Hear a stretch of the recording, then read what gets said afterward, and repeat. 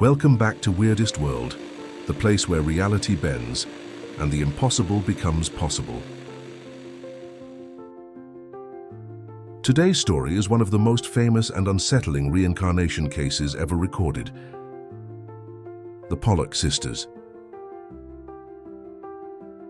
And stick with me until the very end, because I'll share a weird fact about this case that even the most die-hard skeptics can't explain away. Our story begins in Hexham, Northumberland, England. John Pollock, born in 1920 in Bristol, was a devout Catholic with an unusual belief for his faith. He was convinced reincarnation was real. His wife, Florence, was also Catholic, but far more skeptical. Together they had two daughters, Joanna, born in 1946, and Jacqueline, born in 1951. The sisters were inseparable. Joanna, the elder, loved to play dress-up, act in little plays, and had a nurturing streak toward her younger sister. Jacqueline adored her big sister and followed her everywhere. But Jacqueline also bore two distinctive marks, a small, depressed scar on her forehead, above her right eye from a childhood accident, and a round, dark birthmark on her left waist. Joanna often said something chilling for a child, "I will never be a lady." She seemed to have a strange premonition that she wouldn't grow up. On May 7, 1957, tragedy struck. The girls were walking to church with a friend when a local woman who had taken a dangerous mix of aspirin and phenobarbital in a suicide attempt drove her car erratically down the road. Witnesses saw her bearing down on the children, who were trapped against a wall. The impact was so violent that the girls were thrown into the air like cricket balls. Joanna was 11, Jacqueline was just 6. Both died instantly. The Pollocks were devastated. Florence tried to avoid thinking about the girls, but John clung to their memory. He claimed that on the day of the accident, he had a vision of them in heaven. Months later, Florence became pregnant again.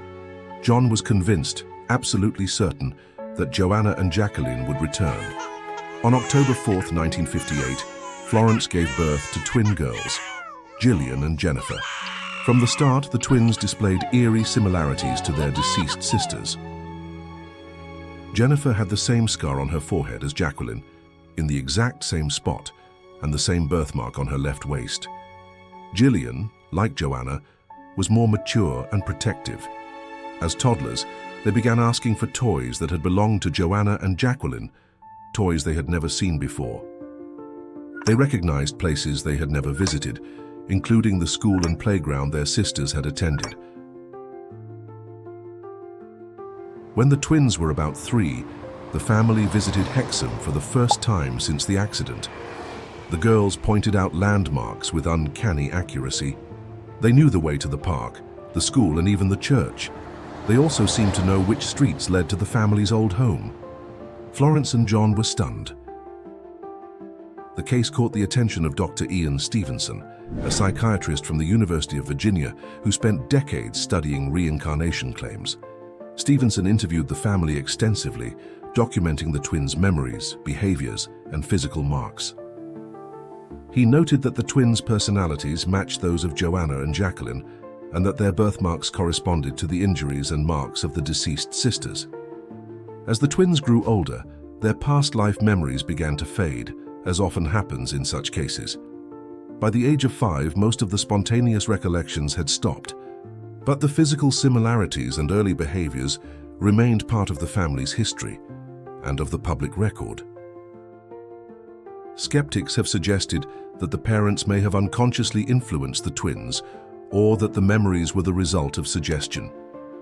Others point to the possibility of coincidence, but the combination of physical marks, personality traits, and specific knowledge remains one of the most compelling sets of evidence in reincarnation research.